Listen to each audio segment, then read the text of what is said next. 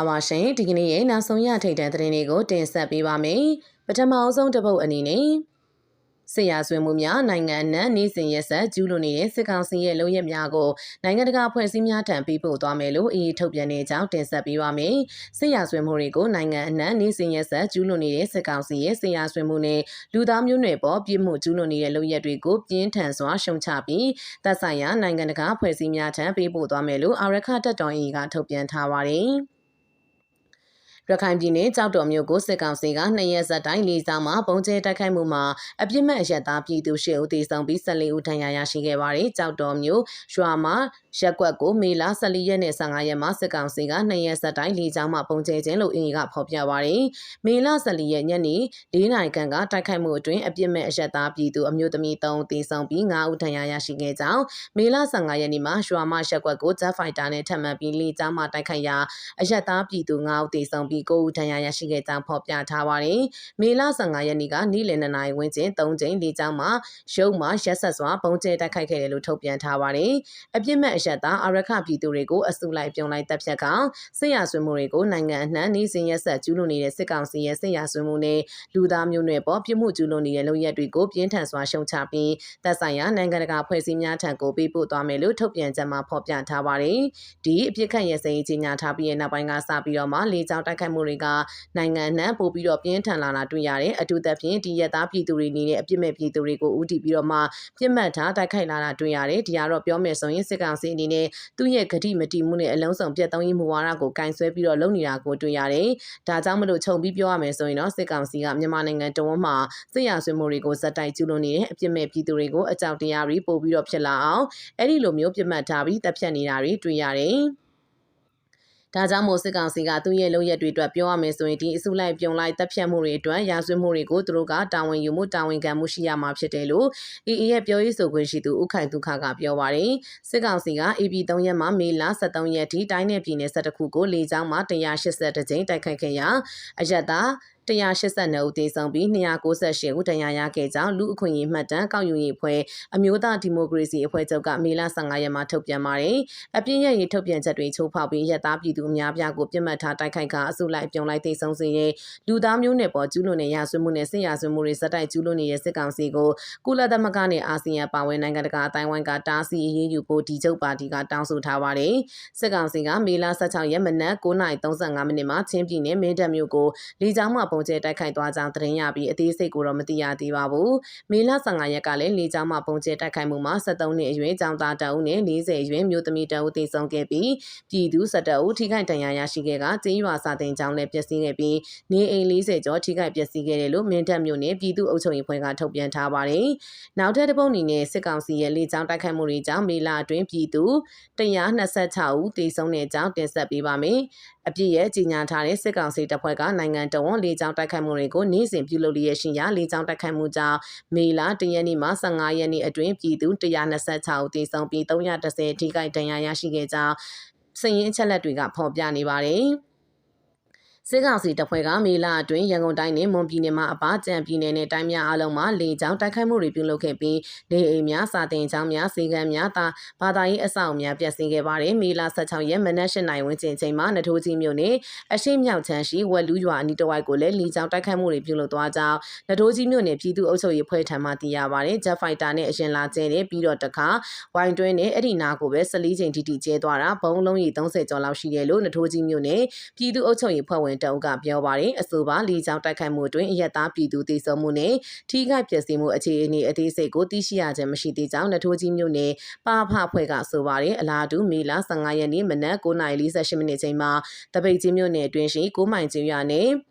လမ်းလေကျစ်ကြီးရွာအကြားမှာရှိတဲ့စစ်ဘေးရှောင်းစခန်းကိုအကြမ်းဖက်စစ်ကောင်စီကဂျက်ဖိုက်တာနဲ့လေကြောင်းတိုက်ခိုက်မှုပြုလုပ်ခဲ့ကြောင်းပြည်ဦးလွင်ခရိုင်ပြည်သူ့ကာကွယ်အဖွဲ့ကသတင်းထုတ်ပြန်ပါတယ်။အဆိုပါလေကြောင်းတိုက်ခိုက်မှုကြောင့်အသက်60အရွယ်မျိုးသားတအုပ်မျိုးသမီးတအုပ်သေဆုံးပြီးကလေးတအုပ်တန်ခါတစ်ပါးပါဝင်ကိုအထီးထိခိုက်ဒဏ်ရာရရှိခဲ့ကြောင်းပြည်ဦးလွင်ခရိုင်ပြည်သူ့ကာကွယ်အဖွဲ့ကအသိပေးထားပါတယ်။စစ်ကောင်စီတပ်ဖွဲ့ကလေကြောင်းတိုက်ခိုက်မှုတွေပုံမှန်လှုပ်ဆောင်လာနေတဲ့အတွက်ပြည်သူများအနေနဲ့လေကြောင်းအန်ဒီရဲ့ကာကွယ်နိုင်ဖို့ဘုံခိုခြင်းတွေတူးဖော်ထားကြဖို့အတွက်ကိုတော်လှန်ရေး ရေးအဖွဲ့အစည်းတွေကတိုက်တွန်းထားပါတယ်။ပြီးခဲ့တဲ့မေလ12ရက်ကတပည့်ရင်းမြို့နယ်အိုးထိန်တွင်ချင်းရွာစာတင်ကျောင်းကိုလေကြောင်းကနေပုံကျဲတိုက်ခိုက်ခဲ့ရာစာမေးပွဲဖြေဆိုနေတဲ့ကလေးငယ်22ဦးနဲ့ဆရာမ2ဦးစုစုပေါင်း24ဦးထိတည်ဆုံခဲ့ပါတယ်။နောက်ထပ်တစ်ပုံအနေနဲ့စစ်ကောင်စီကိုတရားစွဲဆိုရေးယူနိုင်ရင်ကုလသမဂ္ဂအထူးကိုယ်စားလှယ် Miss Yan Healy နဲ့ NUG ဆွေးနွေးတဲ့အကြောင်းတင်ဆက်ပေးပါမယ်။အာဏာသိမ်းစစ်ကောင်စီကိုနိုင်ငံတကာရာဇဝတ်မှုကျူးလွန်နေမှုအတွက်တရားစွဲဆိုရေးယူနိုင်ရင်ကုလသမဂ္ဂရဲ့မြန်မာနိုင်ငံဆိုင်ရာလူ့အခွင့်အရေးအထူးကိုယ်စားလှယ်နဲ့အမျိုးသားညီညွတ်ရေးအစိုးရ NUG တို့တွေ့ဆုံဆွေးနွေးခဲ့ကြောင်းသိရပါတယ်။တောင်ကိုရီးယားနိုင်ငံမှာ NUG လူ့အခွင့်အရေးဝန်ကြီးဦးအောင်မျိုးမင်းဦးဆောင်တဲ့အဖွဲ့နဲ့ကုလသမဂ္ဂအထူးကိုယ်စားလှယ်လည်းဖြစ်မြန်မာနိုင်ငံဆိုင်ရာအထူးအကြံပေးကောင်စီ SACM အဖွဲ့ဝင် Miss Yan Healy ကမေလ14ရက်ကတွေ့ဆုံခဲ့ခြင်းဖြစ်ကြောင်းသိရပါတယ်။အဆိုပါတွေ့ဆုံမှုမှာစစ်ကောင်စီရဲ့နိုင်ငံတကာရာဇဝတ်မှုကျူးလွန်နေမှုတွေကိုနိုင်ငံတကာခုံရုံးများနဲ့တောင်ကိုရီးယားနိုင်ငံမှာတရားစွဲဆိုအရေးယူနိုင်ဖို့ဆွေးနွေးခဲ့ကြောင်း NUG လူ့ခွင့်ရေးဝန်ကြီးဌာနကထုတ်ပြန်ထားပါတယ်။ထို့အတူ NUG လူ့ခွင့်ရေးဝန်ကြီးဦးအောင်မျိုးမင်းကလည်းနိုင်ငံတကာနဲ့ကိုရီးယားနိုင်ငံအပါအဝင်နိုင်ငံလိုက်တရားစွဲဆိုအရေးယူဆောင်ရွက်မှုလမ်းကြောင်းတွေကိုဆွေးနွေးမှာဖြစ်ကြောင်း၎င်းရဲ့လူမှုကွန်ရက်စာမျက်နှာမှာရှိသားထားပါတယ်။ဘယ်လမ်းကြောင်းမှလွယ်ကူချုံမွေတာမရှိနိုင်ပါဘူး။ဒါပေမဲ့တရားမျှတမှုအတွက်လမ်းကြောင်းတွေကိုရှာဖွေဖော်ထုတ်ဖို့လိုအပ်တယ်လို့ပေါ်လာတဲ့လမ်းကြောင်းတွေကိုလည်းဆက်လက်ဖြတ်သန်းမှာဖြစ်ပါတယ်လို့၎င်းကဆက်လက်ပြောဆိုပါတယ်နိုင်ငံတကာရာဇဝတ်မှုကျူးလွန်နေမှုတွေအတွက်စစ်ကောင်စီကိုတရားစွဲဆိုရေးယူနိုင်ရေးဆွေးနွေးပွဲကိုအမျိုးသားညီညွတ်ရေးအစိုးရ NUG ရဲ့တောင်ကိုရီးယားနိုင်ငံဆိုင်ရာကိုယ်စားလှယ်ဦးရန်နိုင်ထွန်းတောင်ကိုရီးယားနိုင်ငံရှိရှိနေများနဲ့အရက်ဖက်ဖွဲ့စည်းများမှကိုယ်စားလှယ်များပါဝင်တက်ရောက်ကြကြောင်းသိရပါတယ်အလားတူမြန်မာနိုင်ငံဆိုင်ရာအထူးအကြံပေးကောင်စီ SACM ကလည်းလာရှိုမြို့ကို MNDAA ထံမှစေအုပ်စုရဲ့ရှက်ဖွယ်ကောင်းနဲ့ပြန်လည်သိမ်းယူမှုနဲ့၎င်းနောက်ွယ်မှာတရုတ်ရဲ့ဂျောင်းဝင်ဆွတ်ဖက်မှုဆိုပြီးထုတ်ပြန်ထားကြောင်းသိရပါတယ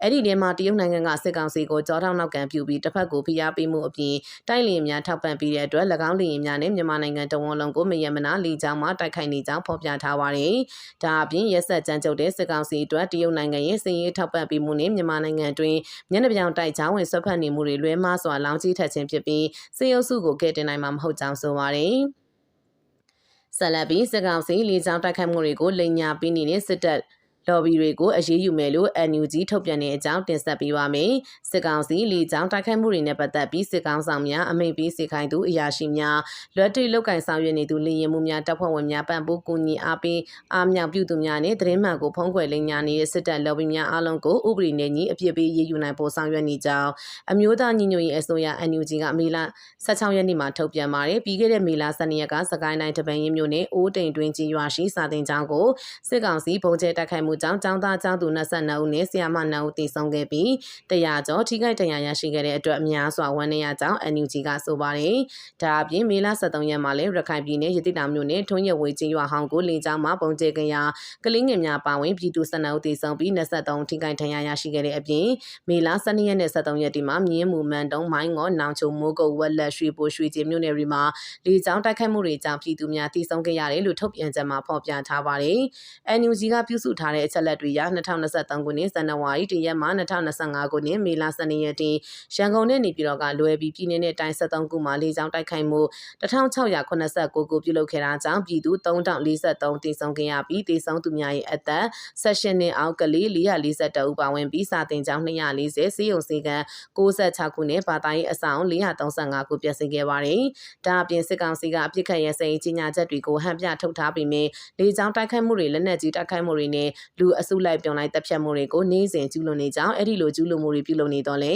MRTV NWD တို့ကတဆင်ညင်းဆန်ကသတင်းမှများထုတ်လွှင့်တဲ့အပြင်စစ်တပ်လော်ဘီများကိုငွေပေးပြီးသတင်းတူများပုံဖြတ်ထားတဲ့အချက်လက်များဖြန့်ချိပြီးဖုံးကွယ်ရန်စ조사နေတယ်လို့ NUG ကထောက်ပြထားပါတယ်ဒါပေမဲ့စစ်ကောင်စီကျူးလွန်တဲ့ဖြစ်စဉ်တွေကိုမှန်ကန်တဲ့အချက်လက်တွေနဲ့ပြည်သူလူထုတန်းပေးပို့နေတဲ့အမိကိုကင်သတင်းမီဒီယာများသတင်းသမားများအားလုံးကိုပြည်သူလူထုကိုစား NUG ကကျေးဇူးတင်စကားဆိုထားပါတယ်ဆက်လက်ပြီးစစ်ကောင်စီရဲ့လေကြောင်းတိုက်ခိုက်မှုမှာပါဝင်သူအားလုံးနဲ့စစ်လော်ဘီတွေကိုနိုင်ငံတကာတရားရုံးများနိုင်ငံလိုက်တရားရုံးများမှတာမကပြည်ရင်းဥပဒေတွေနဲ့ပါအပြစ်ပေးအရေးယူပြီးတရားမျှတမှုဖော်ဆောင်နိုင်ဖို့ကြိုးပမ်းသွားမယ်လို့ NUG ထုတ်ပြန်ချက်မှာရေးသားထားပါတယ